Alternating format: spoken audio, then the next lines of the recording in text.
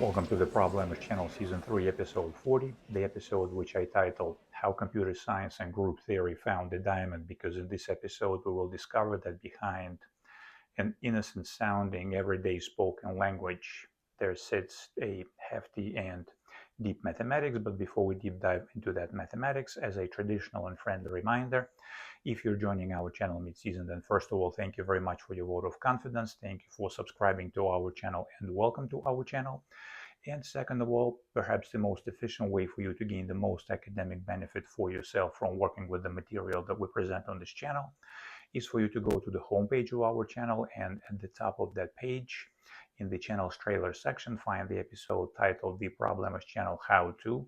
We recommend that you watch that episode in its entirety, follow all the instructions that were given that episode, because in that episode we explain and motivate everything that we do on this channel in a visual format. If you have any questions, then by all means do ask. The best way to ask your question is to find an episode on our channel that resonates with you and use the comment section under the corresponding video, and I will take it from there. And of course, and as usual, I would like to extend my deepest gratitude to all the current subscribers and the current supporters of our channel, especially the folks whom I know personally from Quora. Thank you very much for your support.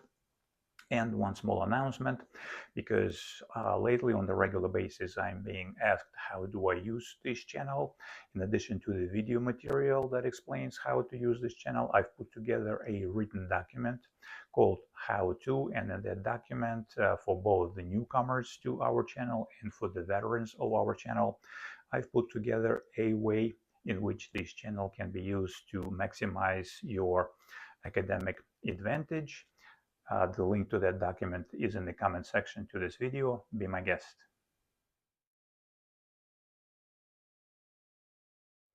In the computer science problem S3CS9, we're given a puzzle that is framed in a technical jargon-free and everyday plain spoken tongue. And as I mentioned already several times, behind that everyday spoken and plain language, there sits a fairly highbrow mathematics, and the challenge and the fun for the problem solver is to precisely uncover that fairly highbrow mathematics and construct an elegant solution of that problem. In that puzzle, we're given 8 identical, visually indistinguishable and non-transparent boxes so that the people who participate in this game cannot see through that box. We're given 1 diamond that is placed into a random box and 2 players, and the objective for these 2 players is to come up with a strategy that will allow them to uncover the box in which the diamond is placed based on the following rule, and that rule is given to these 2 people ahead of time so they can spend some time and strategize and work out a winning strategy. These 2 people are told that one of these players will be brought into the room first, and in the, again, non-transparent room and sound isolated room so that the second player cannot hear or see what is going on in that room. The first player will see the 8 boxes that are placed into a random, and this is very important. We will come back to this requirement that the configuration of these 8 boxes is absolutely random and cannot be figured out ahead of time. And the configuration means that each box, each one of 8 boxes, is placed facing the viewer in only one or only 2 mutually exclusive configurations. Facing the viewer the long side, as shown here, here, here, or here, or facing the viewer the short side, as shown here, here, here, and here. And once the player number 1 is walked into this soundproof and visually non-transparent room, that person is truthfully told which box the diamond is in. For example, let's say for demonstration purposes, the player number 1 is told that the diamond is in the box number 6. Then, according to the rule of this game or the rule of this puzzle, the player number 1 is allowed to change the configuration of one and only one box. For example, when the person number 1 is walked into the room, these two players worked out their strategy on how to find which box the diamond is in. The person number 1, the player number 1, if he or she decides to turn, for example, the box number 3, if this box is facing the viewer with its short side, the player number 1 allowed to switch its position to the long side, and conversely, if the player decides to, for example, change the configuration of the box number 2, this box is facing the viewer the long side, the player number 1 is allowed to change its configuration to the short side. And at that point, without any further communication with the player number 2, the player number 1 is escorted out of the room. The door is closed. There is no communication, no clever ways for the player number 1 and the player number 2 to communicate, no Morse code, no smoke signals, no tennis balls, no nothing. The complete isolation means that when the second person is walked into the room, that person will face again the configuration of the boxes that was acted on by the player number 1. And at this point, the player number 2 is not allowed, obviously, to come up to the box and open it and look where the diamond is in. The player is not allowed, again, to knock on the boxes, and the player number 1 in the previous step, obviously, is not allowed to leave the box that he or she decides to act on in some non-standard configuration. It has to be, all 8 boxes have to face the viewer either with the long side or with the short side. No fancy half turns or open doors or paint or chalk or a sticky scotch tape. None of that is allowed. This is a pure academic exercise. And at that point, the player number 2, again, like I said, cannot touch, cannot do anything with the boxes. He or she can only look at it, perform certain actions, and then point to the box or come up to the box and announce to the world, this is where the diamond is in. If the diamond is really in that box, then these two people win and they get to keep the diamond.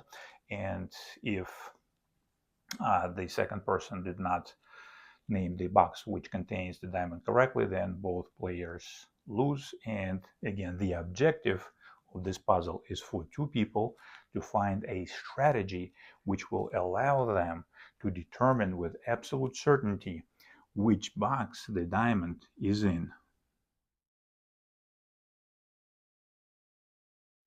My solution of the computer science problem S3CS9 is based on the restorative power of the computer science operator XOR, and in order to understand why that solution works, we need to cover some amount of theoretical information.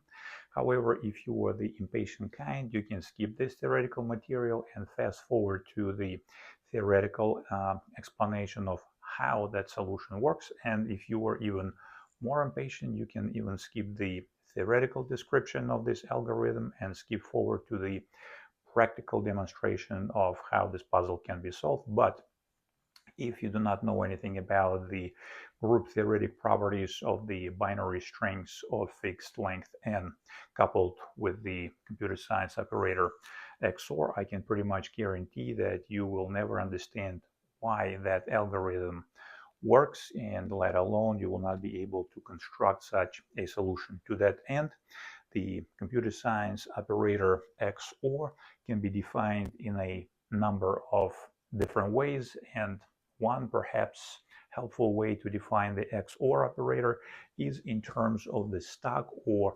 basic operators not, and, or, as follows. Whenever XOR operator is applied to two logical variables that carry the values of true or false or 0 and 1, then the result of this application of the operator XOR can be represented as the following expression: two sides of the OR operator, P and not Q, or not P and Q.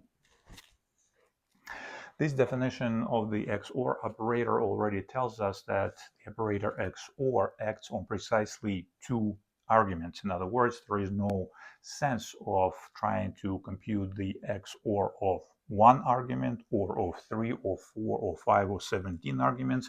The number of arguments supplied to the XOR operator must be precisely and exactly 2.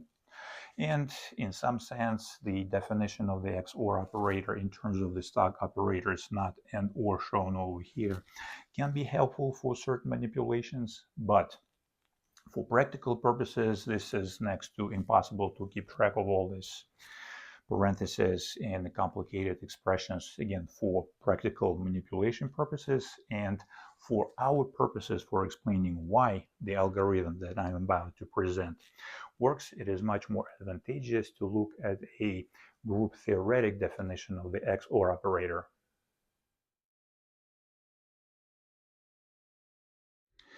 Which is based on the so-called truth table, or in the group-theoretic terms, the multiplication table of an operator, which presents an exhaustive enumeration of all the possibilities in which the inputs for this operator taken from the set B1, or the binary strings of length precisely 1, interact with each other when they're acted on by the operator XOR. This table is presented on the middle left side of your screen. And in such a table, we interpret the result of the application of the operator XOR to the bits, individual bits 0 or 1, by gluing this arguments as follows. Imagine that in the middle XOR stands for the little circle over here. This is the group-theoretic notation. With a small circle, we designate the operation, the single operation of the group. So 0 XOR 0 is 0, 1 XOR 1 is 0, 1 XOR 0 is 1, and 0 XOR 1 is 1. Now, this truth table of the XOR operator, which actually can be used as one of its definitions, already carries at least 4 units of information listed over here. The first such unit tells us that the XOR operator returns true or 1 only if the inputs into that operator disagree on its parity. Disagree on parity, then it's true. If the inputs agree on parity, both are even or both are odd, then this operator outputs 0 or false. The second unit of information that such a truth table reveals is the fact that the binary strings of length 1, or the individual bits 0 and 1, commute under the operator XOR. This is evident by this part of the truth table right here. If 1 is, let's say, the left argument to the operator, 0 is the right, then 1 is produced, and when this argument swap or rotate over or with respect to the operator, and 0 becomes the left argument and 1 becomes the right argument to the XOR operator, the same value of 1 is produced. Thus, at the individual level, or with respect to the elements of the set B1 for binary strings, such binary strings under the operator XOR commute. The third fact that this truth table reveals is the fact that the set B1 is closed under the operator XOR, and the closure in mathematics is a standard notion. It applies not only to binary strings or pretty much to any sets, and the closure of a set under an operation means the following. If any two elements of a given set are acted on by a given operation and an element of the same set is produced, then it is said that the set is closed under the such operation. What do we see in this truth table? We see that the result of the application of the operator XOR to the individual bits 0 and 1 is precisely 0 and 1. In other words, the XOR operator is not lossy. It does not lose any elements from that set. In other words, it is not the case that at the bottom row over here that captures the result of the interactions of zeros and ones under XOR. We do not see all zeros, we see two ones over here. And it is not the case that in the bottom row that reflects the result of the application of the XOR to its input. Whenever we see all ones without zeros, we have two zeros. So in other words, XOR always produces a healthy mix of zeros and ones, and these are precisely the elements of the original set B1. As such, the set B1 is closed under the XOR operation. We will need these facts, and I will throw in the fourth one. Tell me what you think. Do you agree? Do you disagree? This truth table also provides the fourth unit of information, which amounts to the following: the size of the arguments to the XOR operator must be exactly the same. And this will pertain to the next discussion once we start increasing the number of bits in the input strings for the XOR operator and step up from 1 to 2, 3, 4, 5, 17, 59 million, and so on. However, for our purposes, again, in order to understand why, not just how, it is straightforward to understand how. I will list the 4 or 5 steps and you will understand what the steps are. But in order to understand why this algorithm that I'm about to present works, we need to switch gears a little bit and look at the definition of the XOR operator from the group-theoretic perspective. And in this case, what you see over here, on the left, you see the so-called truth table. But in some sense, if we unleash the theory of groups onto the truth table, then the truth table switches gears or changes its costume and becomes the multiplication table. So here in the middle of the screen, you see the so-called multiplication table for the group B1. And in a few moments, I will prove that the set of all binary strings of a fixed length n under the operator XOR forms a finite commutative but not cyclic group. Here, this table shows the so-called multiplication table of the group B1. And in this definition of the operator XOR, what do we see? How we can compare this definition to this definition? Well, we see that here we need less information. Over here we have how many? 4 and 4, only 8 zeros and ones that convey the same information. And in this truth table we have what? 4, 8, 12 units of information. So 12 units of information is more than or larger than 8, but this 8 units of information packed into the so-called multiplication table of a group carry or deliver the same punch. They carry the same information. The result of the XOR comes out to be true or 1 only when the arguments disagree on parity. We also see that in every properly constructed multiplication table of a group, its main diagonal, shown with red zeros over here, that runs, let's say, northwest to southeast, that way, you see, that way, is positioned that way always in all multiplication tables of a group. But if it is the case that all the remaining entries in the multiplication table of a group are symmetrical by value with respect to the main diagonal, then this group is commutative. And conversely, if a group is commutative, then this property of its multiplication table will hold true. All the entries in the table will be symmetrical with respect to the main diagonal, again, that runs northwest to southeast. And that means that the operator XOR is commutative, or the binary strings from the set B1 commute under the operator XOR. We also see that the set B1 is closed. Again, we do not lose information and we do not add new information. For example, even here we see that the XOR operator is not lossy and it's not generative. In other words, it does not introduce new information, new values into the results. It does not introduce 2, 3, 4, or 5. It only sticks with these two symbols, and we see that over here also the size of the arguments is the same. And now the interesting part that we will need in the next few segments is the following. What happens when we step up from the bit strings of size 1 to the bit strings of larger size, 2, 3, 4, 5, 17, 65,000, 10 million, or whatever it is, whatever the case may be? Well, what happens over here is in all its generality is the foundations, in some sense, of the theory of sets. So here we have, let's say, the input strings that contain 2 bits. So the bit strings have the size 2.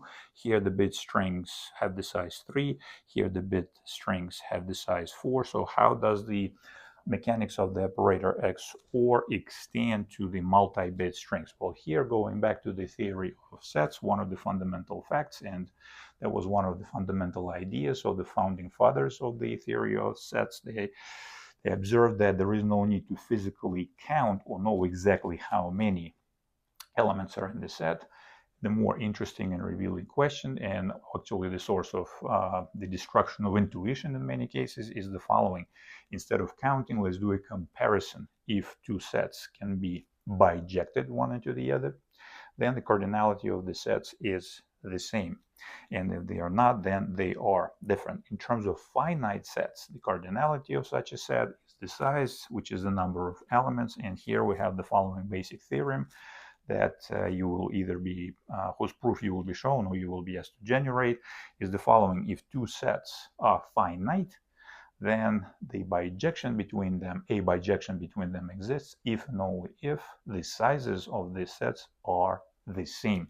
In other words, if 2 finite sets have the same size, then it is possible to construct a bijection between them. And if it's possible to construct a bijection between 2 sets, then between 2 finite sets, then the sizes of these 2 finite sets are the same.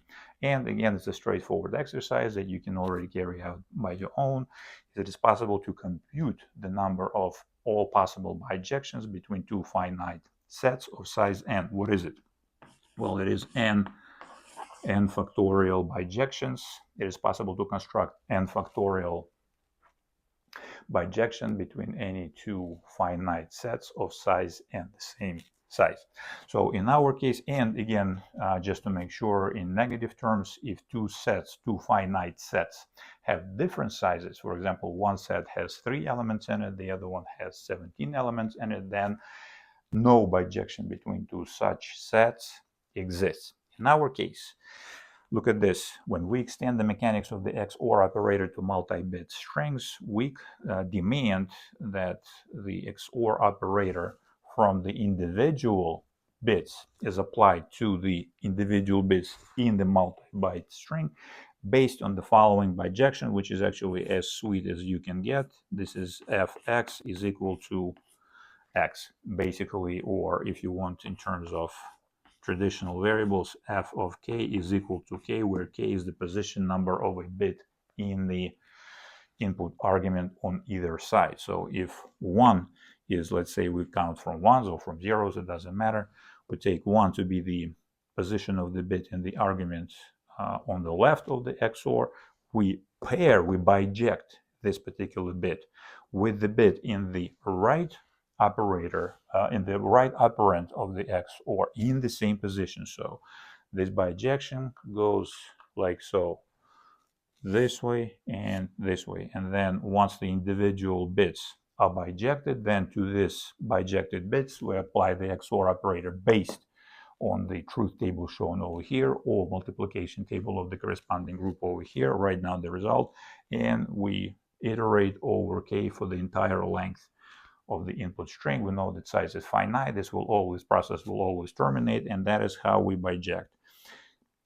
Biject the next pair of bits, apply the XOR operator to these bits, write down the result, boom, and move on, so on. So when the number of bits in the input strings is 3, then it goes this way, and this way, and the bijection goes this way, this way, this way. So once all this relatively highbrow set theoretic notation about the existence of bijections, of a bijection between the finite sides of equal sides is understood, we basically say that the individual bits are paired up or in the corresponding positions, and that is what the official highbrow mathematics has to say about it.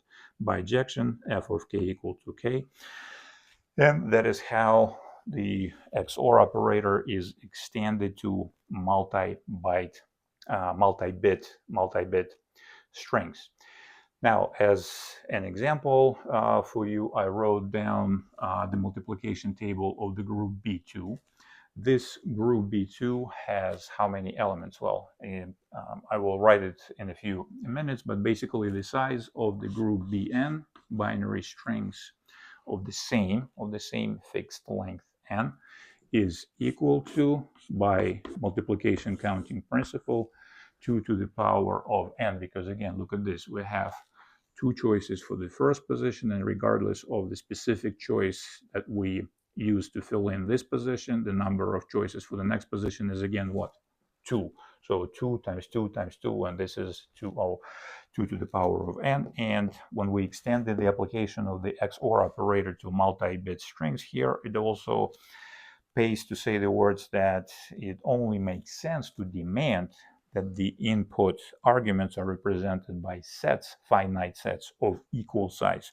Because if the sets are of not equal size, it's not really clear. For example, let's say we have the input string on the left 3 bits, and this is on the right, the argument is 1 bit. What do? We'll lap of 0 and 1 on the left to make the size of this set 1. Why?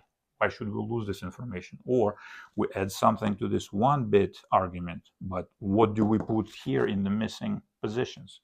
1, 1, 1, 0, 0, 0, or any other combination. Then why? Why would we prefer one combination or permutation of bits over the other? It doesn't make any sense. So the demand that the sizes of the arguments of the multi-bit strings that go into the XOR operator must have the same size. The sizes must be equal, is only natural. That's how this operator works. It makes sense. Now, this is the multiplication table of the group B2, or basically the set of binary strings of length 2, 0, 0, 0, 1, 1, 0, 1, 1. The size of this group, or the size of this set, is 4. And over here we see exactly the same thing. Look at the multiplication table of that group. You remember now that the main diagonal of this multiplication table runs northwest to southeast that away. And look at this wonderful symmetry that we witness in this particular table. With respect to this main diagonal, we have the following symmetrical. Look at this. These entries are symmetrical, and these entries are symmetrical. Then we have this entry symmetrical to this one, you see, this way, and this entry is symmetrical to this one again. And there is anti-diagonal, if you will, that runs northeast to southwest, this way, right here. See? These entries in this table are all symmetrical. That already tells us that the group is commutative, but we will prove that more formally in a few seconds. And before we move on, I would like to mention, even if you do not know anything about the theory of groups, that is fine. Listen to this, you will come back to it. In some sense, you can read my free book, Group Theory for All. I made this introduction as simple as possible, but not simpler. I hope that even upper middle school or lower high school kids can comprehend it, but our group B2 over here of binary strings under the operator XOR is in a very good company, because this group has many faces and it's isomorphic to the dual light switch group under the operation of composition. In my house, I have several such dual light switches. I'm pretty sure that you have too. This is actually under the operation of composition. These light switches form a group, and this group is also isomorphic to the other ones listed over here, which is the group of tire rotations on a traditional four-wheel passenger car. This group is isomorphic to the group of congruence motions of non-square rectangle. These are rotations and reflections. It is also congruent to the isomorphic to the group of congruence motions of a non-square rhombus. The rhombus, don't forget, looks this way. This is also rotations and reflections. And the group B2 is isomorphic to the congruence rotations of a regular tetrahedron about the axis of symmetry of order 2. And the notion of isomorphism, shown over here, is not the prerogative of the theory of groups. This notion permeates the entire mathematics. Two rings can be isomorphic, two fields can be isomorphic, two triangles could be isomorphic, and isomorphism of two mathematical objects means the essential sameness of these two objects if we're willing to ignore the peripheral properties or details that are not important in this particular case. So what is essentially the same? Essentially the same, that means that these two objects have the same structure. And what is the structure of a mathematical object? The structure of a mathematical object is a particular way in which the bits and pieces that make up these objects or this object interact with each other. So the group B2, like I said, is in good company.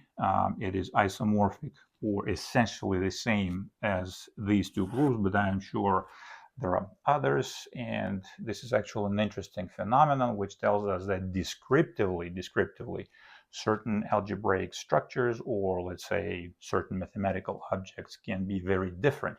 For example, here we have a dual light switch, and here we have binary strings.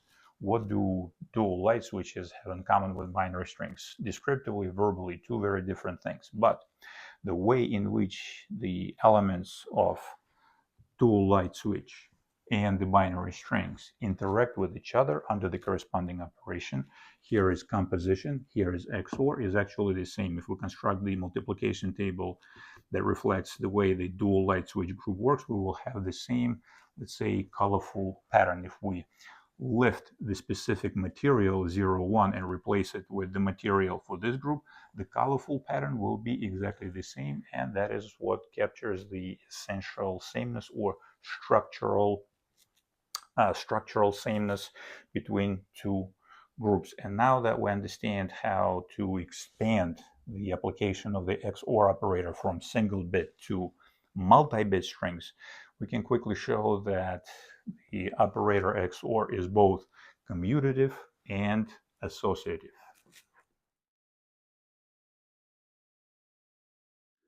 And if you understood the theoretical material that I just laid out, you should be able to prove that XOR is a commutative operator, or that the strings, binary strings of an arbitrary finite size, and commute under the XOR operator on your own. And to that end, we observed the following. We already saw that based on single bit operations, the XOR is a commutative operator, and because definitions in mathematics are not proved, this is what it is. Now, when we step up from single bit to multi-bit binary strings, let's say we have two strings of size 2, n is equal to 2. Then we record for the shorthand notation, I will designate XOR with a small circle. This is a typical group theoretic notation. So in the group theoretic notation, we will write it as follows. A XOR B will be represented in more detail as 2-bit string, and in each such position in that 2-bit string, we have the value of 0 or 1 captured with a 1, and 0 or 1 captured with a 2, whichever you a number, it doesn't really matter. And the same thing, a 2-bit string with B1, B2, again, B1 and B2. They all these numbers, let's say we'll write it like this, A1, 2, and B1, 2, they all belong to B1. This is our basic set. So this is either 0 or 1. This is our fundamental definition of the XOR. This is the fundamental material for the XOR operator. Now, this equal sign over here looks very short and very innocent, but the reason we have the right to do this is because of, remember, this set theoretic notation of an existence of a bijection between two finite sets of equal size. And here we have two sets of equal size. The set of size 2 and the set of size 2. And remember how we extended the application of the operator XOR to multi-bit strings. This is precisely how we do it. We biject the corresponding bits in both of its arguments. For example, we biject A1 into B1 and A2 into B2, like so, and we simply write down the definition of the application of the XOR operator to a multi-bit string in an expanded form. Here we write A1 XOR B1 followed by A2 XOR B2. So this is exactly how this mechanic of bijection and application of the XOR operator to a wider string works. But now, remember, we have the right to switch the individual bits due to the definition of how the XOR operator works at the individual bit level. XOR is commutative by definition. We do not prove definitions in mathematics. Here we swap the bits B1 and A1 like so, and B2 and A2 like so, and then we do the opposite action. We compress our notation from exactly detailed explanation of how it works into more traditional compressed, and then even into more compressed, and that's it, game over.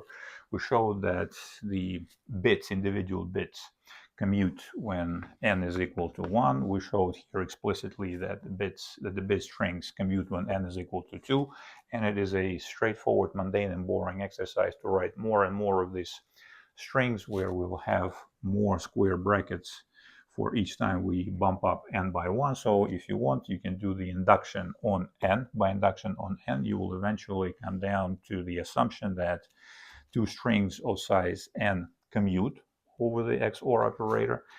You will bump up the n from n to by 1 from n to n plus 1, and you will have pretty much the same flippage of the bits for n bits, and on the far right you will have, so you will have like this, and then on the far right you will have a n plus 1, and then you will XOR it. You will XOR a n plus 1 with b n plus 1. But in this individual bit manipulation, you can always swap the material around like this. So this will become bn plus 1 XORed with a n plus 1. And once you glue all these individual bits together, you will prove that if it holds for n, then it holds for n plus 1, and the game is over. Operator XOR is commutative. Recall that in the previous segment, we did not really have to prove anything for the case of n equal to 1 for the commutativity of such strings with respect to the operator XOR, because that commutativity followed from the definition of this operator, our definition based on the truth table, and definitions in mathematics are not proved.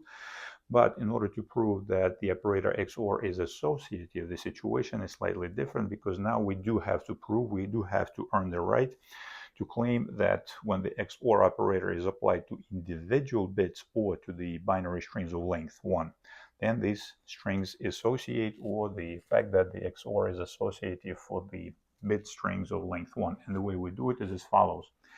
Remember that the associativity requires us to work with 3 arguments, and because we have 3 arguments, we raise 2, 0, and 1 to the 3rd power. We have 8 linear permutations to consider, and I wrote down these permutations for you on the left side, and this is basically a finite computation. It's not very elegant, but it's very straightforward. It requires 0 intellectual effort, 0 intellectual voltage, and even if you're not familiar with the XOR operator at all, and you're seeing the XOR operator for the first time in your life, you still should be able to carry out these computations by yourself, because all you have to do is carry out the following: 2 computations on the left-hand side of the equal sign, 2 computations on the right-hand side of the equal sign, obtain 2 results, and then compare them. If the 2 results compare the same, then it means that this input associates over the given operator, and if the results are different, that means that this input does not associate over the given operator. And over here we see that in all cases the inputs associate over the operator XOR. And I do not know if you want to, let's say we carry out for demonstration purposes together this computation. How do we carry out this computation? Well, first, the parentheses or the order of execution modifier tell us that we need to carry out this computation first.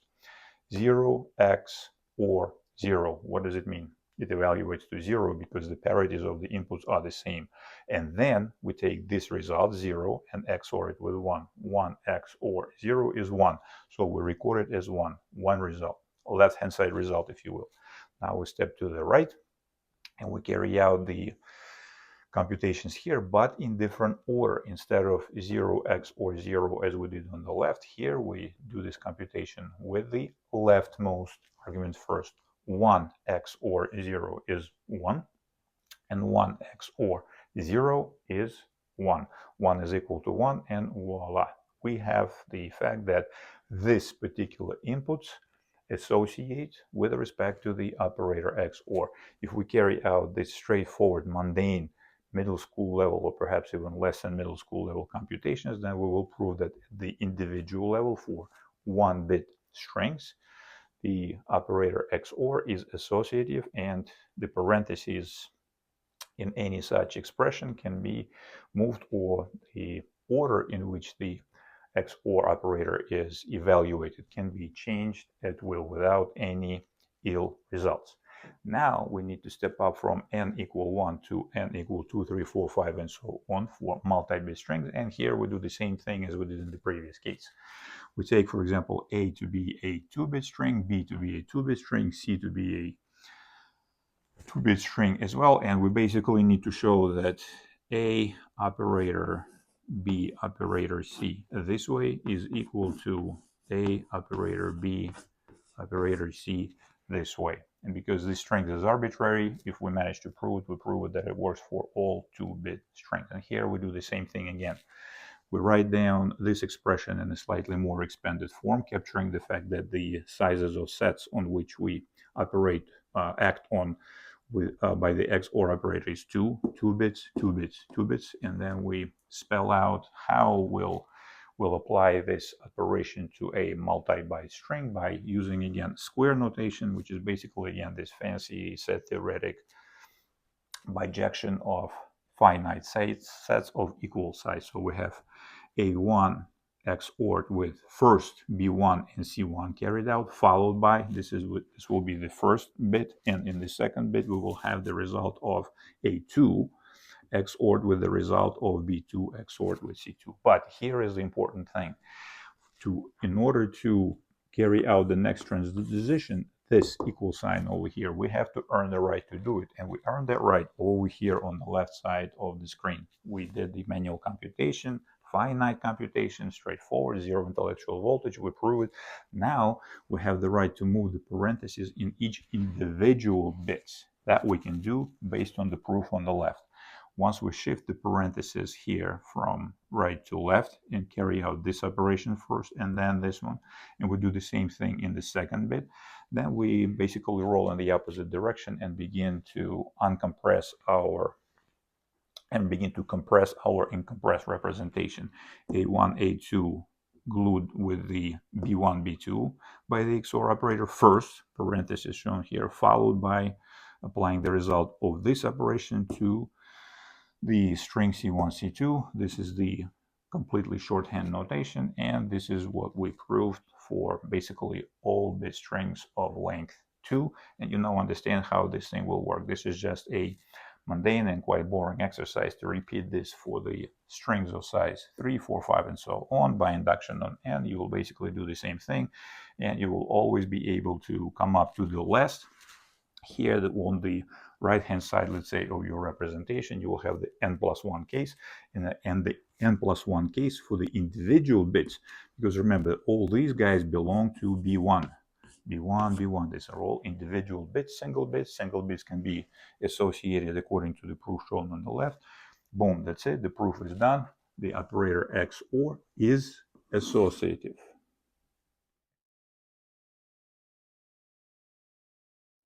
And now, with all the ducks in a row, we quickly show that the set of all binary strings of fixed, one and the same fixed length n, coupled with the operation XOR, which we will shorthand into a small circle in the group-theoretic notation, forms a finite and commutative group whose size, or the cardinality in this case, it doesn't matter, is 2 raised to the power of n, a perfect power of 2. And this is also mighty important for our problem, because once we get to the end of this episode, we will see that when the number of working items is not a perfect power of 2, then this whole highbrow mathematical machinery falls apart and the problem will not work. But It is also mighty important that our group is commutative. Our group is commutative. This is important. Remember earlier when I gave you the problem statement, I said that when the person number one, the player number one, is walked into the room, then he or she will face a random configuration of boxes, long side or short side. And the fact that the algorithm that I'm about to present works for any random configuration whatsoever of long and short sides of these non-transparent boxes is actually due specifically to the fact that this group is commutative. Now, in the theory of groups, there are multiple ways to show that a given set and an operation may form a group. And as your sophistication with the machinery of the theory of group grows, you will be able to use more sophisticated methods. But one way to show that a candidate set and a candidate operation form a group is basically troll this dynamic duo through the so-called axioms, group-theoretic axioms of a group. And in all fairness, this group axioms, the sets of group axioms, they come in different flavors. Some are more skinny. They assume very little at the gate, but then more stuff needs to be proved. Some are more substantial. They assume more and they need to prove less out of the gate.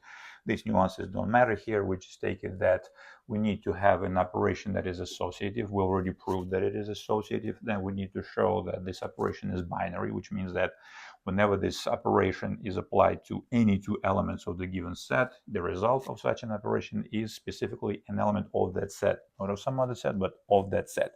That is sometimes referred to as the closure. We need to show that the given set under the given operation is closed. We show that it is.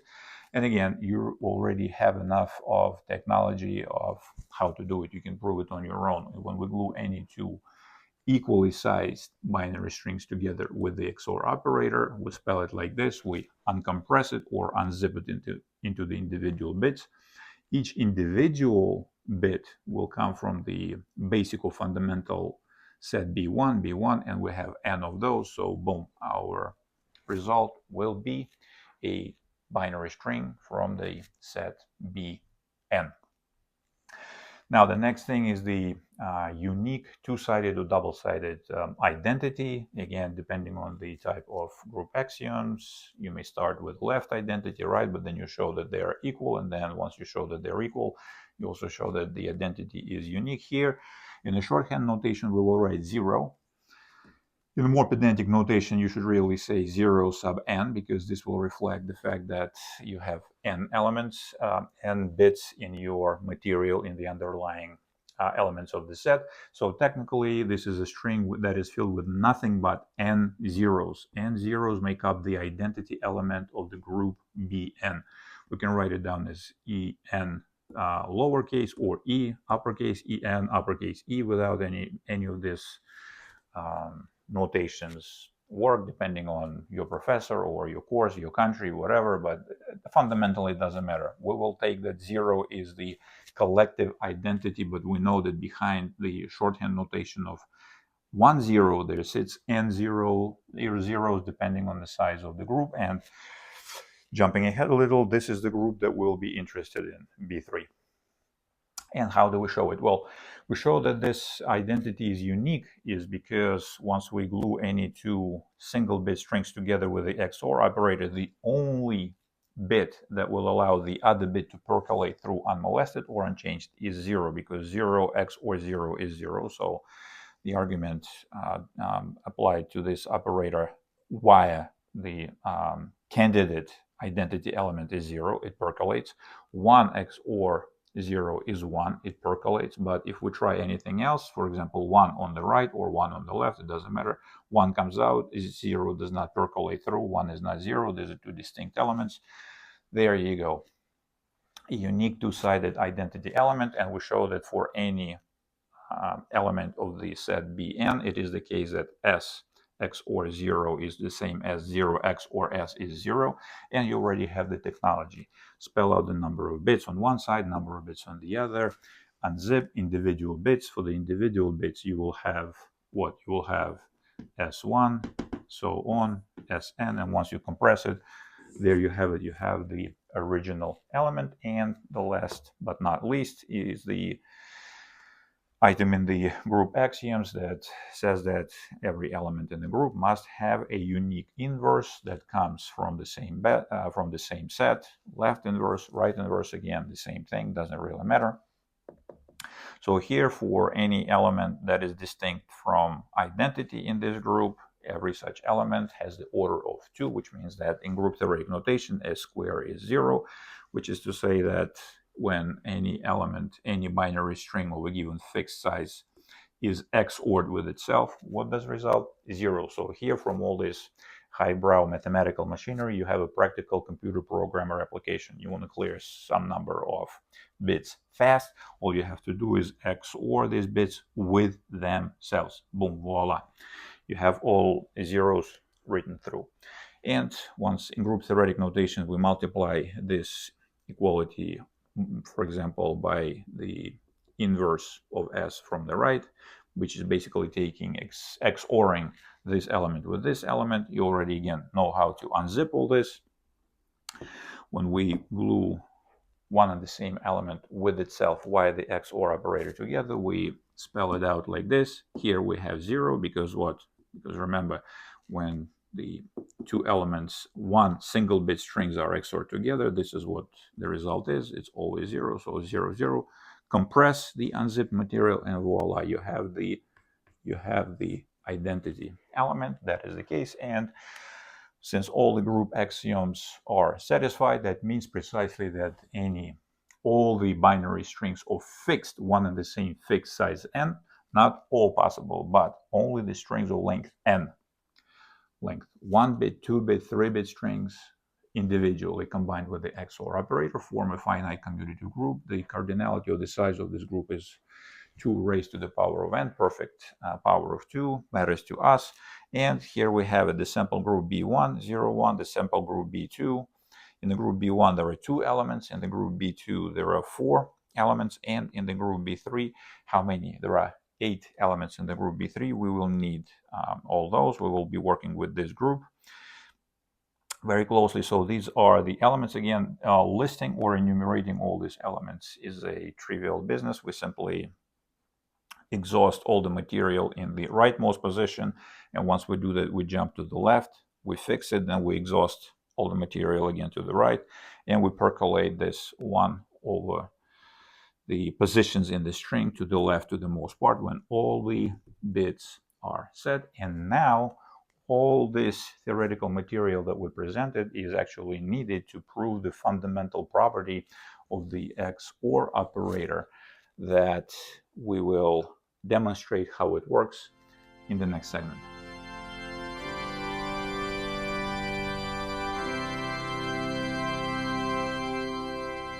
And at this point, some of our viewers may say, Roman, look, is this a problem on computer science or this is a problem on mathematics? And my answer to the question will be, is this a problem on computer science or the problem on mathematics? And that is the point.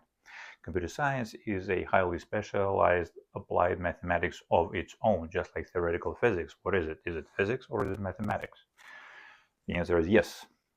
Theoretical physics is a highly specialized applied mathematics of its own. So if you want to do good in any of the disciplines, you have to be able to hold your own with mathematics. And here, all this theoretical material that we covered in the previous segments led up to this fundamental or crucial moment on which the solution of this problem, my solution of this problem, hinges. And that is the restorative power of the XOR operator, when of course it is applied to the binary strings of the same size that come from the same set by Bn. And this manipulation that we're about to uncover, it holds for any elements that are taken from the same finite set Bn, and the restorative power of the XOR operator can be compared to the legendary mythical bird named Phoenix, which rises from its own ashes. And it looks like the ancient Greeks who came up with all these ideas probably knew a thing or two about recursion back then, 2,000 years ago, or whenever this legendary bird was born. But now we show that if we take any 2 elements from the set Bn, let's say we call them A and B, and we obtain the result, If that is the case, then it is possible, and we know like across this expression over here, we have how many? Well, we have actually 4 units of information, 1, 2, 3, and the operator X or 4, 5 if you're willing to count this. So let's say we know 2 units of information from this result. The result R and let's say a key or a word A. So it is always possible then, as we show right now, recover the binary pattern, the binary representation of the string B. And the reason why it works and how it works is as follows. Let's say we know A and we know R, and we want to recover the value of B. Well, the way we do it, we already showed that the operator XOR is commutative, so in some sense it doesn't matter how we glue this operands together to the XOR operator, but in the upcoming algorithm, we may be shuffling the bits in the upcoming material in any which way, so it may so happen that we will come across this particular case where we will multiply the result R by A from the right, or in other words, we glue these 2 arguments to the XOR operator. Remember, this is XOR in such a way that R is on the left and A is on the right. So here we unzip the definition of R. Remember, that's how we constructed it, as an XOR of 2 binary strings, A and B, followed by the application of the XOR to A. Now, the next transition, why is it possible?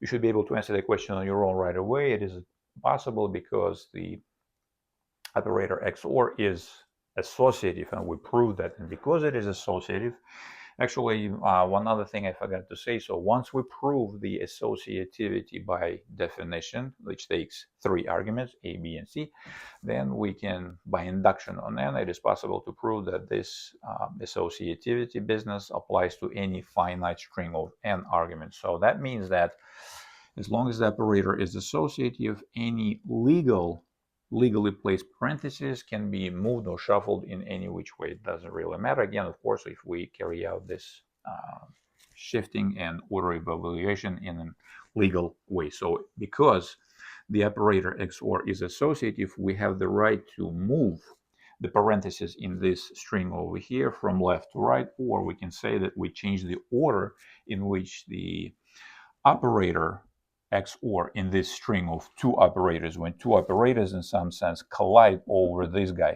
This operator says, oh, the string B is my right operand, and this operator XOR says, no, this string B is my left operand. So who is right? Well, in this case, because we proved that XOR is associative, it doesn't matter. They both right in a sense. So now we steal the operator B from the leftmost XOR and give it to the rightmost XOR over here with this parenthesis because the operator is associative. Now the next maneuver, why is it possible? It's possible because the operator XOR is commutative. We prove that strings of the same size, binary strings from the same size, commute over XOR. So now we take the operands A and B and we rotate them around the XOR, or we swap their order. So now A goes on the left, B goes on the right.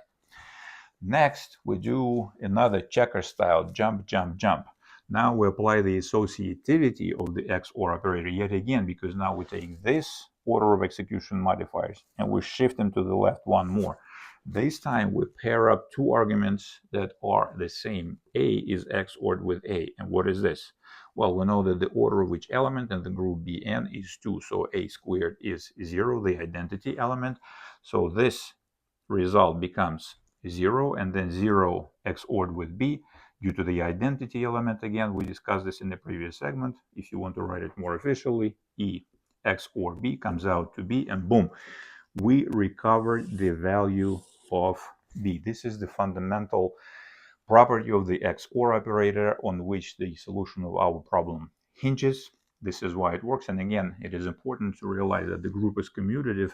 Look at this. These elements, A and B, they're not specific elements. They're any randomly chosen elements from the set B, and any ones, doesn't matter. We can always swap them. Now, if a group is not commutative, it means that it is not the case that for all A and B, A glued to the argument B via the group operator is equal to B followed by A, like this. If the group is commutative, this is the case. If the group is commutative, it is not the case. So when we negate this thing, it means that it does not really mean that none of the elements commute. In some sense, in every group, finite or infinite, commutative or not commutative, there always exists one element that commutes on both sides with all the elements in the group, and that's the identity element. But in this case, it means when the group is not commutative, it means that some elements actually may commute, but not all elements commute. So in this case, it means that if the group under consideration were not commutative, sometimes we may be able to carry out the swap, but not always. There is no guarantee that we can do it always. But now, because the group is commutative, this swap is possible always. And that means that echoes back to our random configuration, any configuration whatsoever. And we'll see that in a second, the meaning of this. And it should be understood that we conducted this experiment with A. The same thing, in this case, it's symmetrical. If we conduct the same experiment with B, replace A with B, then what we will have on the other side of the equal sign? Well, we will have the letter A. The A will come out. So if we know A, we recover B, and if we know B, we recover A. Well, maybe on the first reading of this information or on the first viewing of this information, something will not be clear. I try to make my explanation as simple as possible, but not simpler.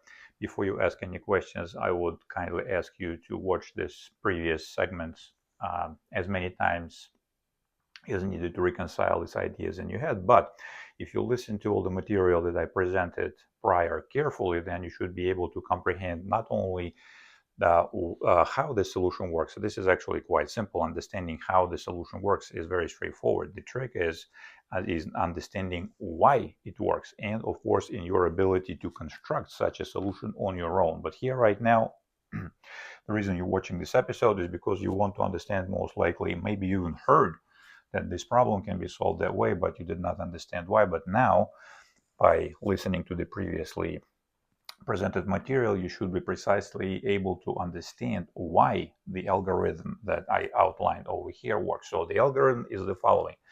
The two people that participate in this game agree on the following strategy.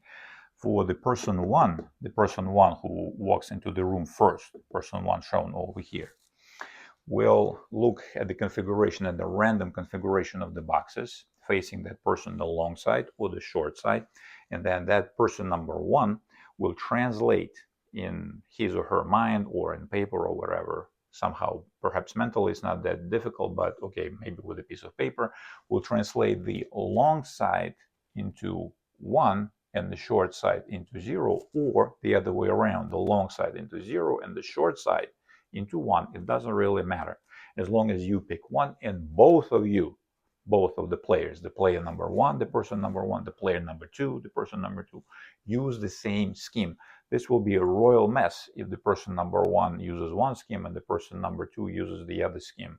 Long side, short side to zeros and ones. The scheme must be the same. Which one does not matter, as long as one and the same for both people. So once you agree on what to do, perhaps this one, to me, somehow this scheme is easier. I don't know why, but the long side is 1, the short side is 0. This is it. So once the person number one in his mind, her mind, or on a piece of paper writes down the configuration of the boxes, long side, short side, short side. So long, the uppercase L represents the long side, the uppercase S represents the short side. Write down this configuration and then translate it into zeros and ones as per agreed upon scheme. Again, which one doesn't matter, as long as you picked one here. I picked this one on the left. L is 1, S is 0. Write down this binary string. This binary string will be how long? It will be 8 bits long, and I numbered them right to left, 0 based. This is what I grew up with. You can use some other numbering scheme, it doesn't really matter. Just for consistency, at the bottom we use base 10 ordinal position number of the box. This is the box number 0, this is the box number 1, this is the box number 2, box 3, box 4, and so on, box number 7, but total 8 boxes. That's the step number 2. In the step number 3, the person number 1, the player number 1, will compute the following XOR mask of this string or of the boxes in the following way. if the current box is associated with 0, then in some sense you can throw it out. You don't have to count it. But to me, it's, instead of throwing things out, this is extra work. I'll just write down all zeros, and how many zeros will be here. Well, the number of zeros that will be here will be given by the following expression. It will be log base 2 of 8. You see, log base 2 of 8. If you were to have 16 boxes or 32 boxes or 64 boxes, then it will be log base 2 of that number. So log of 8 base 2 is 3. So all these positions will be here filled out with 3 meaningful values. But the point is that representation of the ordinal position in base 2 will occupy precisely 3 bits. So in some sense, we translate base 10 ordinal position of the box into its base 2 representation. It will take exactly 3 bits. This will be our group B3, we understand.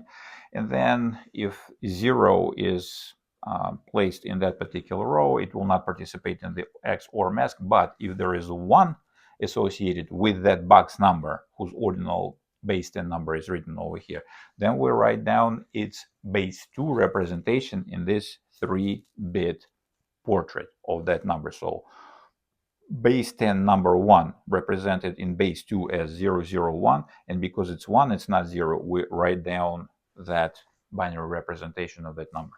The next box is number 2.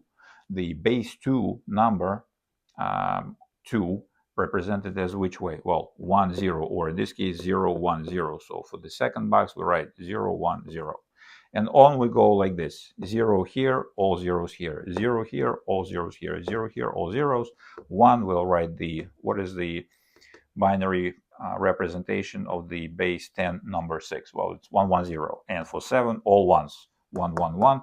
And now we XOR that stack of all our entries, our favorite elements of the group B3. We XOR all of them. So in this case, we know that zeros do not participate because this is the identity element of the group. We understand why.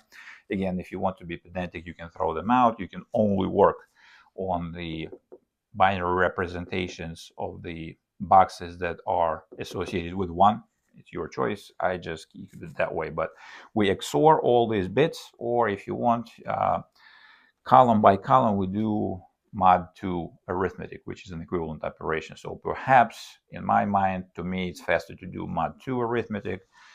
Look at the number of ones. If the number is even, write 0, odd, write 1. That's it, game over. So you will have some binary representation of the XOR mask of the whole caboodle. We'll call this mask M. So this is trivial computation. Again, can be carried out mechanically. Let's say we have a piece of paper. At this point now, the step number 4, important. The player number 1, still, he or she is in the room. What that person does is that person computes the XOR of the mask that was obtained over here with the binary representation of the box number in which the diamond is. And again, we over here assume that the people who orchestrated this puzzle, they are not playing any shenanigans. They're not in cahoots to fool us. They truthfully tell us this is the box where the diamond is. So we now know the box in which the diamond is number 5. What is the binary representation of 5? Well, it's 1 0 1. Boom, here you have it. 1 0 1 XOR with the mask that you computed over here. You get again the binary number T for box to turn. And this, according to the problem statement, the one box that the person 1, still the player 1, while he or she is in the room, will turn that box. So at this point, step number 5, the person 1 will turn the box number T and walk out of the room. Door closed, kabang. A few seconds later, the player number 2 comes in. The player number 2 comes in. What does the player do? The player number 2 does essentially the same thing that person number 2 did over here, except that this step is not carried out. Basically, compute this XOR mask M prime of that. Compute the XOR mask of the configuration that the person 2 sees at this point. That the configuration was changed by turning one box by the person 1. The person 2 does not know which box was turned, but it doesn't matter. The person number 2 doesn't really care. It doesn't have to know this. All the person number 2 has to do is carry out this computation against the change. So over here, instead of, let's say, LLSSSLLS, there will be some S or L, somehow one letter will change, and that's the string of letters, string of symbols that the person number 2 will work on. That person will translate the LL whatever combination into zeros and ones. He or she will obtain that particular binary string and will go through the same exercise. There's nothing difficult over here. The exciting thing about this solution, about this algorithm, is that that particular mask M prime, the M prime mask computed by the person number 2, based on the rules that I explained over here, will be the binary representation of the box in which the diamond is in. And here's how we prove it. We have only 2 cases, because our working items, the boxes, can be in only one of only 2 mutually exclusive states, the long side or the short side. Consequently, whatever scheme we choose, this box can be associated with 1 or with 0. Let's say the box that the person number 1 turned came out to be associated with 0. It was facing, let's say, the viewer with the short side. That means that that box that was turned did not participate in the formation of this mask. It was all zeros. You see, it was 0, 0, 0. It did not participate in the formation of the mask, but now it's associated with 1. So when the second person comes in and that person computes the mask, it will be that person will be basically XORing the original mask with the binary representation of the box that was turned. The binary representation of the box that was turned. Let me show it with green color over here just to make sure that you understand it. Why is that? Well, because that box is now turned. Its binary pattern will be something, and now that box, this bit pattern associated with the number of that box, will participate in the formation of the mask M prime. So the mask M prime will be M, the mask M XORed with the box that was turned, and we already know that how the box T was chosen. Well, that is how it was chosen. Look at this, M XOR D. So instead of T, we substitute this expression over here. This is how the person number 1 computed the value of this box. And then once again, I'm not going into all these great details. You understand how this works.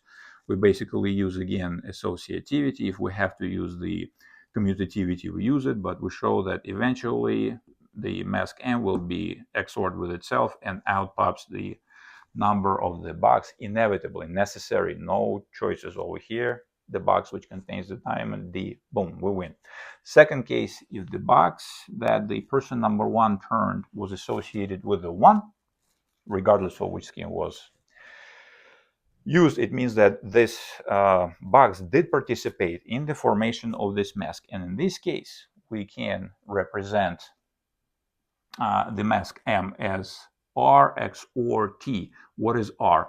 R is basically the material that was the residue, if you will, whatever, all the boxes that, all the other boxes, the remaining boxes that are not T, that are not box T, remaining boxes, and the box T. Again, this over here, this string is very short, but in reality, pedantically, if you want to really prove that this is possible, this is precisely where we use, because T may sit somewhere over here. The box T may sit over here. So we'll have to shuffle the box number T all the way to the bottom of the stack, and then all the way to the right of this expression. And that's how we can do it. And how we will do it? Well, the reason we can do it always, again, because our group is commutative, and by the fact that the set with the operation forms a group, the operation is associative too. But now, remember, we just proved in the previous segment the theorem which said that if this is the case,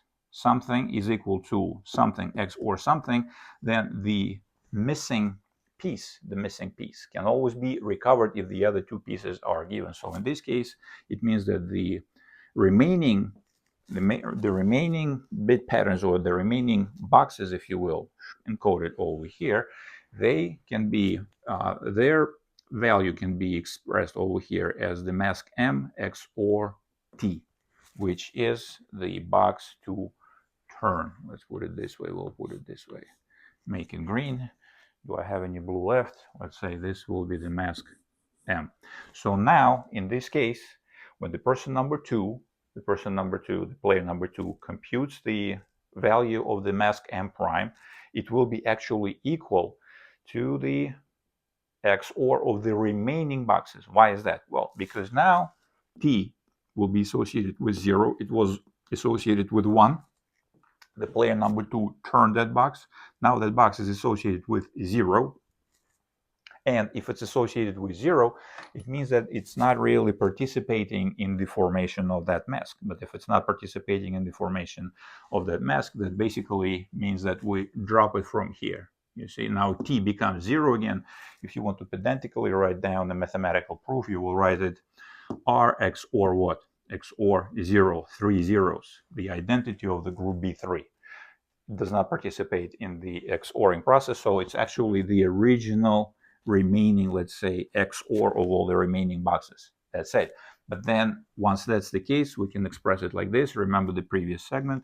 The phoenix rises from its ashes. We can recover this information. Boom. You can conduct this experiment yourself. As a matter of fact, you probably should write down what happens when M is XORed with T, and M is replaced with this expression over here.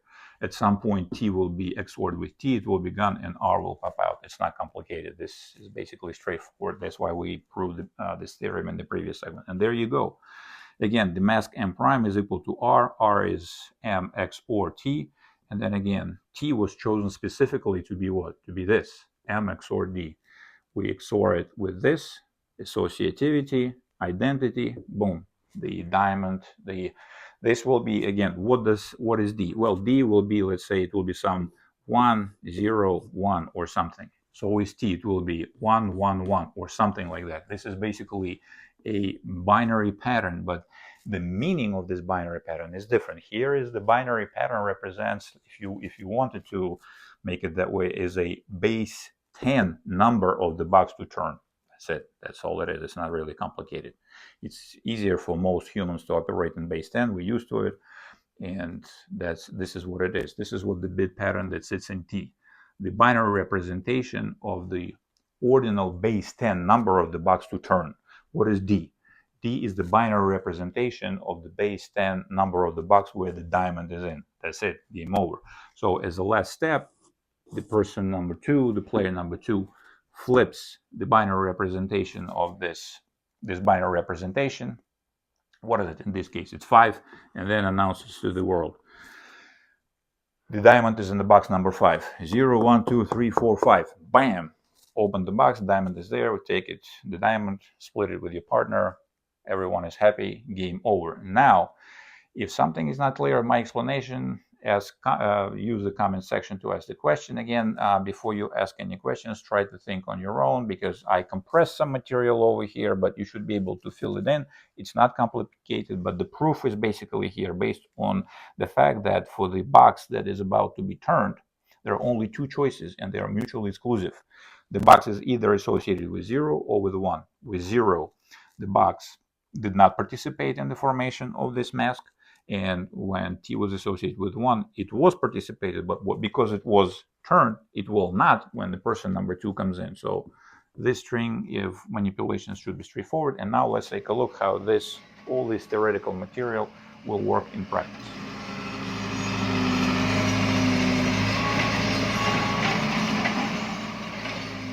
And in practice, let's say when the person number 1 walks into the room, then that person sees the following configuration of the boxes: long side, short, short, short, long side, short side, long side. 1, 2, 3, 4, 5, 6, 7, 8 boxes positioned that way. Let's say both players agreed on the following scheme for definitiveness. The long sides of the boxes become 1 and the short sides become 0. So then at that point, the person number 1, still the player number 1, translates the long sides into 1s, short sides into 0s, and obtains the following 8-bit binary string: 1, 1, 0, 0, 0, 0, 1, 0, 1. And let's say that person numbers this binary string right to left, 0 based, as follows: 0, 1, 2, 3, 4, 5, 6, 7. Then this person computes the mask that I was talking about a few seconds earlier. The way that mask can be computed, as I said before, you can throw out all the 0 boxes or the boxes associated with 0 and only keep the boxes that are associated with 1. But I think with this numbering, with nice alignment, I think this is cheaper, easier, and less error prone to actually keep everything and use the fact that all zeros, no matter how many they are, is the identity of the underlying group. So here, the person number 1, the player number 1 still goes through this list of, or goes through this binary string, let's say right to left. It doesn't really matter. You can go in any other way, and you can number the bits any other way. This is just my way of doing these things.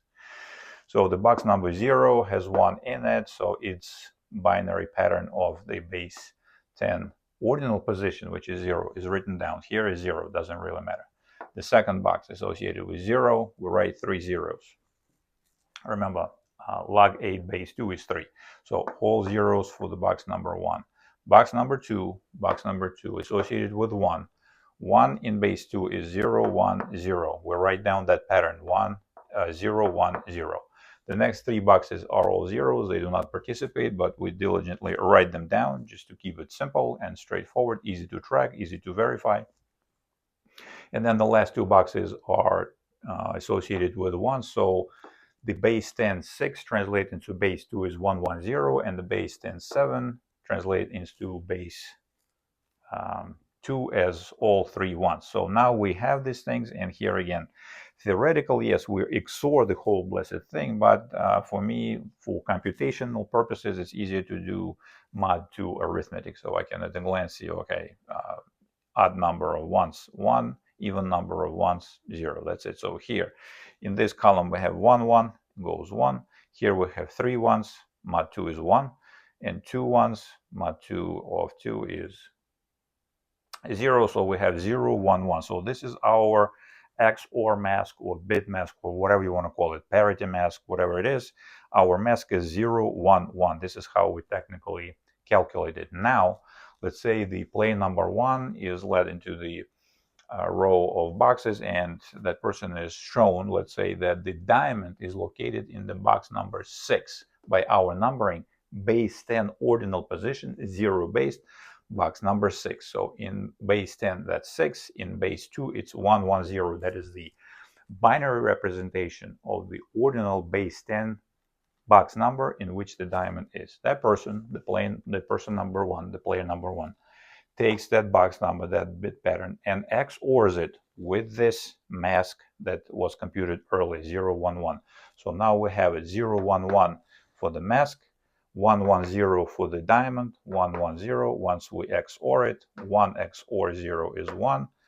Same parity, 0, different parity, 1, 1, 0, 1. This is our P. This is the bit pattern I was talking about in the theoretical section. So 101 in base 2 is 5. So in base 10 representation, it will be 5. So the box number 5 is 0 base counting. Don't forget. Again, however you decide to count it, is this box right here. So the box to turn, this is our box. Maybe even I can do what I can do over here is I can mark where is 5. So this is the box to turn. You see, this is the box to turn. So the person number 1 at this point flips that box from the short side to the long side. So all the other boxes sit where they were, but here that box was acted on right here. The box number 5 was acted on. You see, this box was acted on. That's the only. The difference is in 1 bit between these 2 strings. The person number 2, of course, doesn't know that, but it is important to understand that that is what the person number 1 does. And here is the case. Remember, we discussed the proof why this algorithm always works no matter what the outcome is. Here, in this case, the box to turn was associated with 0. It did not participate. Where is this box? This box right here. Let's mark it over here also. This is our box T right here. This box did not participate in the formation of the mask. This is how you can see that this is the case. This is all this theoretical material will become much more clearer now. Hopefully it did not participate in the formation of the mask, but now the person 1, once he or she flips the box, walks out of the room, now the person 2 comes in. So we're done with the stage where the person 1 was doing its thing, and now the person 2 comes in. The person 2 comes in, he or she witnesses this formation of the boxes, translates into zeros and ones, numbers them right to left, zero based the same way, and goes to work. Again, which way? Exactly the same way the person number 1 did it. Exactly the same. Write down all these nice columns, columnize them nicely like so, as we did over here. And if, look at this, the box number 0 is associated with 1. We write down its base 2 representation of the base 10 ordinal number. In our numbering is 0, so it's all zeros. Next box 0, all zeros. Next box 1, 2. Base 2 is base 2 2 is 0, 1, 0, so we wrote down 0. Next to 0, 0, 0. Here, look at this. This is where the change is introduced. So now the box number 5 by our counting is associated with 1. And that means that we have to, for the purposes of computing, what did I name it last time? I named it last time the mask M prime, right? That was the mask M prime. For the purposes of the computation of the mask M prime, we write the binary representation of the base 10 ordinal number of that box, which is what? 5 in base 10, 101, 101 in base 2. The next two boxes the same. We basically steal these two rows, ka-ching, we put over here, and that's it, game over. We go to town on computing the value of, where is it? Let me do this this way. Again, starting from here all the way to here, we again XOR. Exactly the same operation. You see XOR on the left, XOR on the right. Exactly the same thing. But now it is easy to comprehend. I'm pretty sure that you comprehended what to do right away. It doesn't take much effort, but understanding why it always works, that is why we went through all this theoretical material before. If you want to truly understand why this algorithm works, then you need to dig deeper a little bit into the theory of groups. So now, once we introduce this disturbance into force, now we compute the XOR. I use modulo to arithmetic. It's easier for me that way, but look at this. 1, 1, 0, even number of ones, odd number of ones, 1, 1, 0. And what is 1, 1, 0? 1, 1, 0 is a binary representation of the ordinal base 10 number of the box in which the diamond is in. Look at this. This is what we had right here. D is equal to 6 in base 10, or 1, 1, 0 in base 2. So this is where the diamond is. So let me use, again, maybe some red chalk. This is the box where the diamond is in. This is the box where the diamond is in. And the person number 2 recovered it with the help of the person number 1. But both people were able to do it because they knew enough theory of groups and they knew enough of computer science and how the XOR operator works. If you have any questions, then use the comments in the to this episode. And I also recommend, before I move on to the next little segment, I also recommend for you to try your hand at manufacturing the box number for the diamond, which will lead to the box T, the one to be turned. Not the one that's associated with 0, but the one that's associated with 1. Let's say you manufacture it in such a way that you turn the box number 2 or box number 0 or box number 7, and then see what happens. Prove to yourself that even in that case, the mask M prime, will still point to will identify the binary representation of the ordinal base 10 number of the box in which the diamond is in. And now, once you understood the mathematical essence of why this algorithm, why this particular solution works, we can look at other things which we already looked at back in season 1.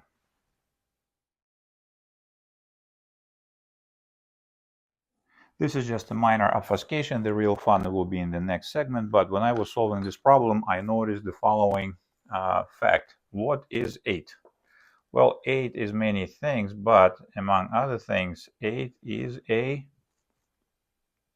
perfect cube. Yes, exactly. 8 is a perfect cube, and that means that, again, as a further obfuscation, it's probably minor, maybe it's not minor, maybe you like it, maybe you don't. Let me know what you think about this flavor, but since 8 is a perfect cube, it is possible to further obfuscate the problem a little bit, the challenge a little bit for the problem solver, and thus make the problem a little bit more difficult. And those who are savvy in these translations, they will, the problem solvers who are savvy in these translations, it will be not a problem for them, but still, as one extra barrier to hop over, it is possible to place all eight boxes with their configurations. The person will be looking on anyway into the vertices of a unit cube, or use the so-called three-space unit lattice, cubic lattice, and then evidently we space this boxes 1 units of distance apart in the corresponding planes all over the place, and our coordinates of this boxes will be, for example, in the XYZ format. I'll write it already without the commas. You will see what's going on, but the box over here at the origin will have which coordinates? 0, 0, 0. The box displaced along the x-axis, only along the x-axis by 1 unit of distance that away. The coordinates of this box will be what? 1, 0, 0. There you go. That's the number of this box. We do the same thing, this guy over here in the back. We move this guy over the y-axis 1 unit. So what's the coordinate of this guy? 0, 1, 0. 0 over x, 1 over y, 0 over z. That's it. This guy over here will be 1, 1, 0. Is displaced by 2 units over both axes, x and y, and the same thing happens over here. The last digit over here in the address of these guys will always be 1, 1, 1, because they are elevated above the floor. They hover in the air by 1 unit of distance, so 1 for z all the time, and there we go, 0, 0, 1 over here, 0 for x, 0 for y. Here we slug 1 in over the y-axis over here, so 0 for x, 1 for y, 1 for z, and so on. For this guy, 1, 0, 1, 1 unit of distance over x, no displacement over y, and 1 over z. That's it. But the translation is quite simple. So with this particular obfuscation, and that's why I call it obfuscation, we'll add only one step, where we need to come up with this idea, this mapping, but we will be able to uniquely identify each box by its binary representation, and the binary string over here will be built precisely by gluing its XYZ coordinates together into one string.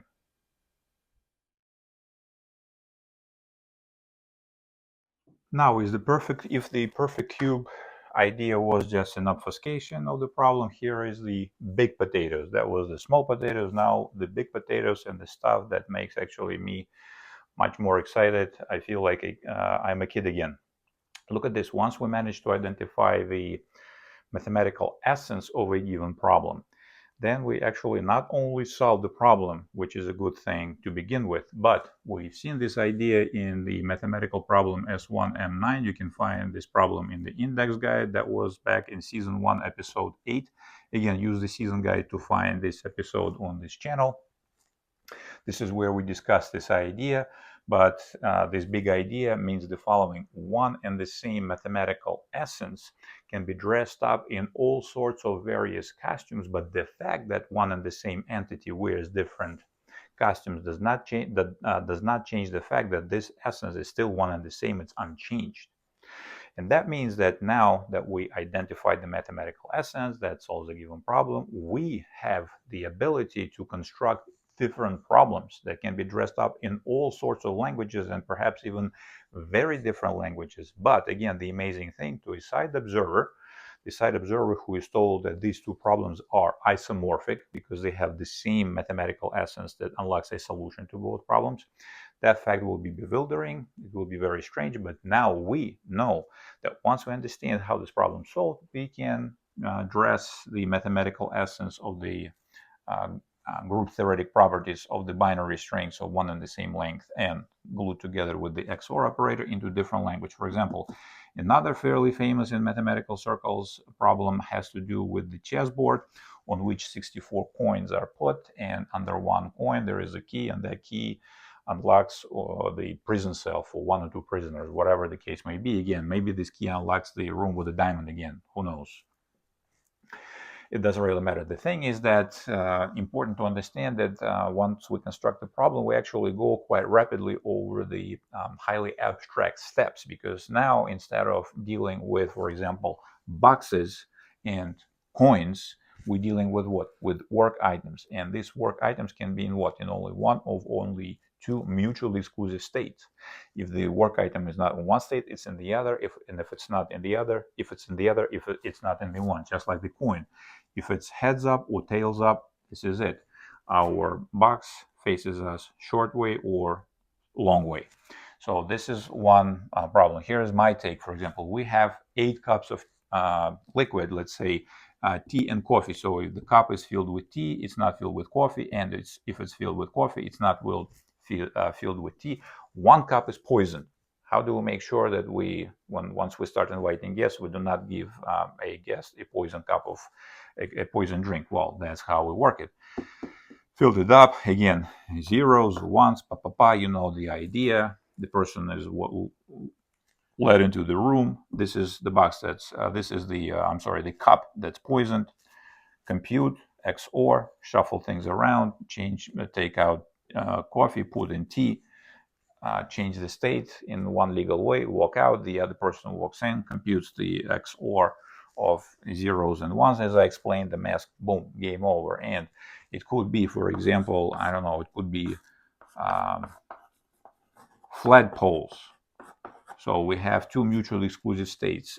The flag is all the way on the top of the pole, or the flag is all the way on the bottom of the pole. This is the ground level, and under a certain flagpole, there is a pirate's treasure, whatever the case may be. So you raise the flag, you lower the flag depending on the situation. And then again, the idea is the same. Now, verbally, these problems will be wildly different on the surface to an innocent civilian or an innocent bystander who has no idea what's going on. It will be very different. How come? Flagpoles, tea, coffee, chessboard, coins, what is going on? But once we know that there is only one and the same mathematical essence that unlocks an elegant solution of this problem, we will feel very comfortable with saying and understanding that, yes, all these problems are actually one and the same instance of the idea that the operator XOR has this and that restorative power. Now, this is it for the computer science problem S3CS9, and we'll move on to a new challenge next.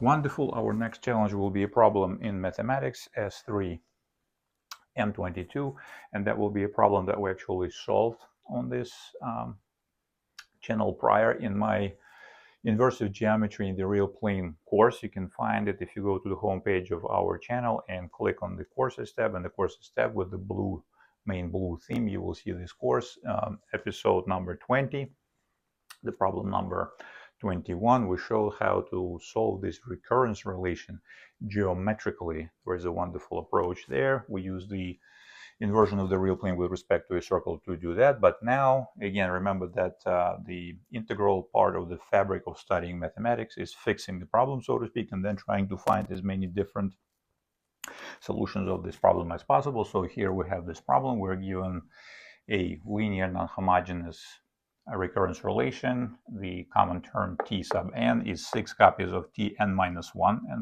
minus 1 copy of tn minus 2 minus 4. The initial conditions are t0 is 2, t1 is 4, and there is actually, again, one more time, I recommend that you find this episode, watch it a little bit, or at least you will understand why these initial conditions are what they are, and what do these what do these numbers mean. There is a very straightforward, easy to comprehend geometric motivation behind all these numbers, but now we put the geometry aside and we unleash the raw algebraic analytic power onto it. And the objective over here is to recover the shape of the